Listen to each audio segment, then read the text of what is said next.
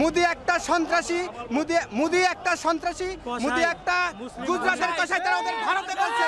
আর এই মোদি এই বাংলার জমিনে বাংলার জনগণ, বাংলার মুসলমান তাকে দেখতে চায় না, এবং সেই সাথে ফ্যাসিবাদী আওয়ামী লীগ সরকারকে এই বাংলার মুসলমান দেখতে চায় না।